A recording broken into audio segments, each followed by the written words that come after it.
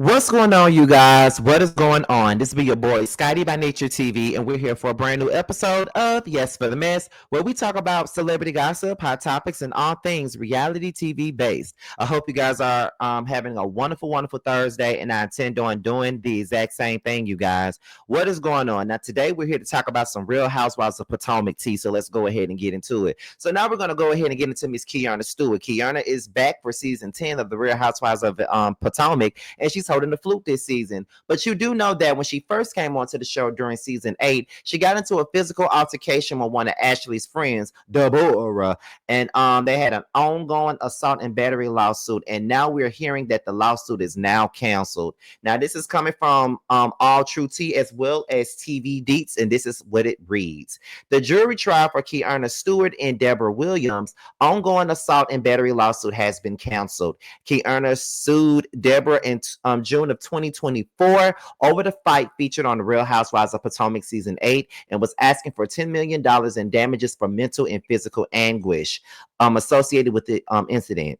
Deborah, for her part, denied all of the allegations and ended up countersuing, accusing Keiarna of orchestrating the fight and referring to her as the villain. So now the case is now canceled. There's really nothing else to be going with that.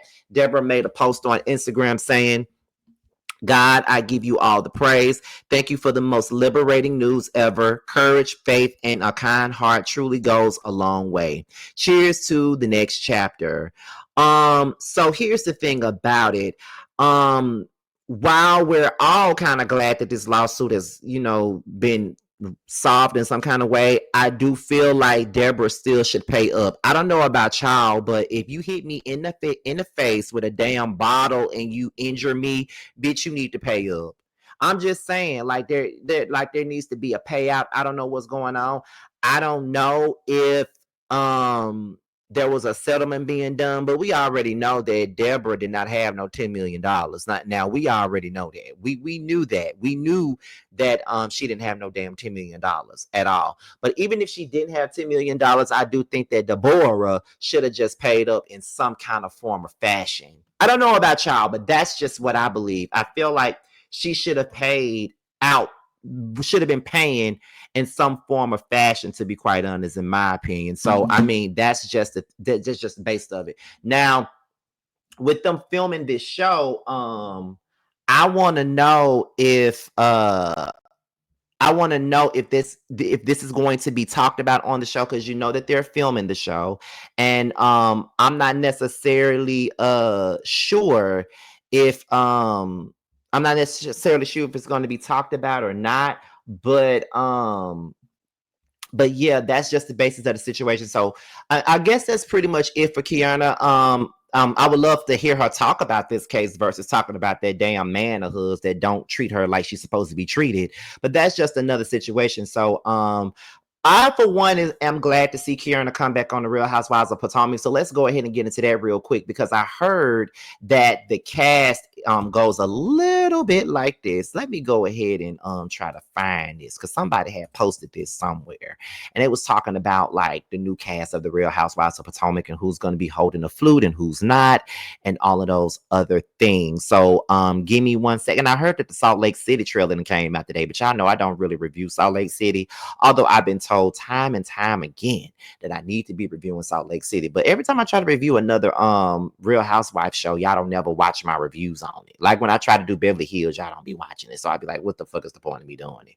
But however, let's go ahead and get into this thing right now. From what we are told here, they said that the Real Housewives of Potomac is set to premiere in November, and the cast is Giselle Bryant, Ashley Darby, Wendy Osefo, Keiarna Stewart, Stacey Rush, Jazzy Rideau Harris, Angel Massey, and then we got two friend of, which is Monique Samuels and Tia Glover. Okay, and they also said that Robin and Charisse had filmed as a guest. So and also they said that this season is said to have like a similar feel to season 6. They said that the girl Angel comes in hot, getting into it with nearly everybody. Monique's return rocks the boat and all that other stuff, and then that a certain duo will never be the same. So that's basically what they said. But I think that's more of another video for me to be doing that on. So I'll talk more about that on another video. So let's go ahead and get into more Potomac stuff. Let's talk about Miss Wendy Osefo and Monique Samuels.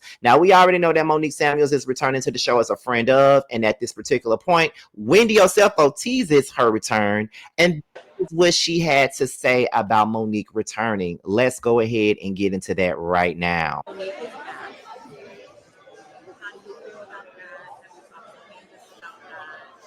I think that, for me, it's all about a new phase and like a new chapter. And I think what a lot of you guys are going to notice is that a lot of us are not in the same place where we were. And I think that would be interesting to see how that has developed and how that continues to develop. So buckle up.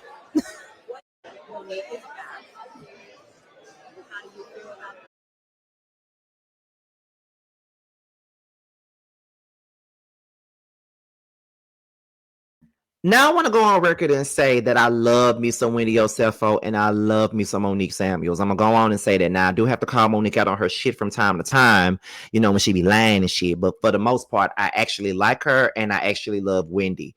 I think that Wendy's answer was very interesting. I think it was very interesting because when I heard that Monique was coming back to the show, the first person that I thought about was Wendy. I'm gonna tell y'all why, because y'all know that very first season, if y'all was watching me during season 5, y'all know I could not stand Wendy. I thought that she did the absolute most and all that.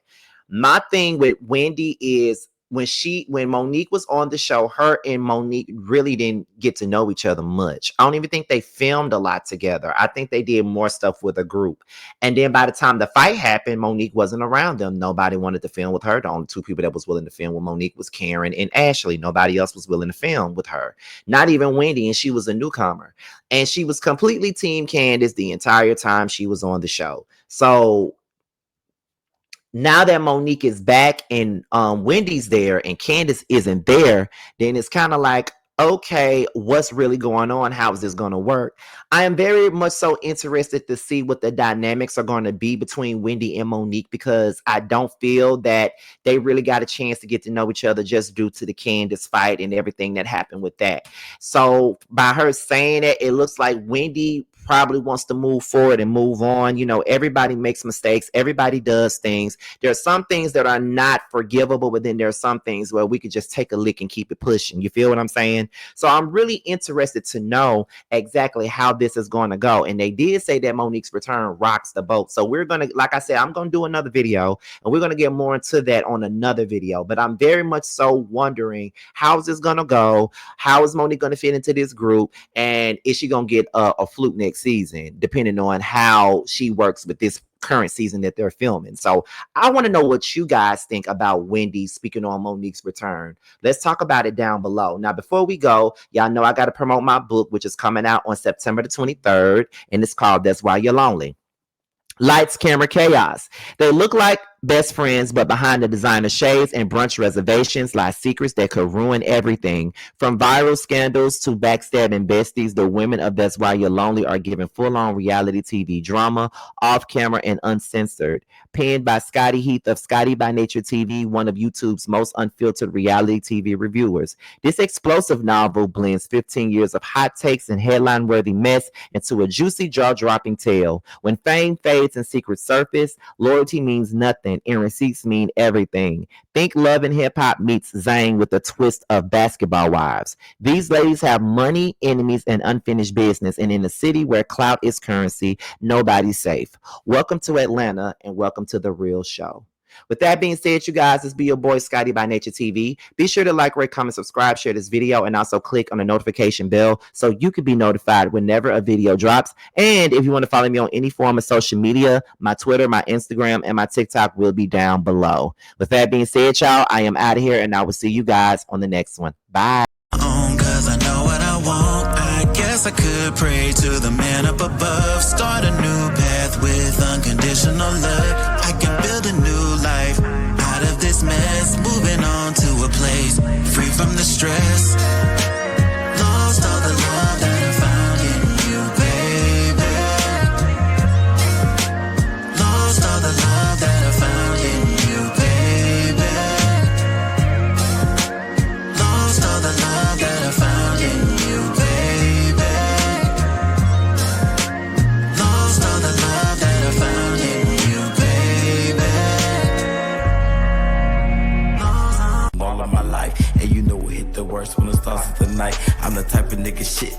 for itself. See, I'm a bad little nigga with his heart as well. Say it best from the heart, so it beating is felt. Just a sense to see you smile, so more probably can melt. With the cause is dealt, nigga, I was just wishing. Can I be the only bad bitch that you hit like? Can I be the only bad bitch you hit like? Can I be the only bad bitch you hit like? Can I be the only bad bitch you hit like? Can I be the only bad bitch you hitting like?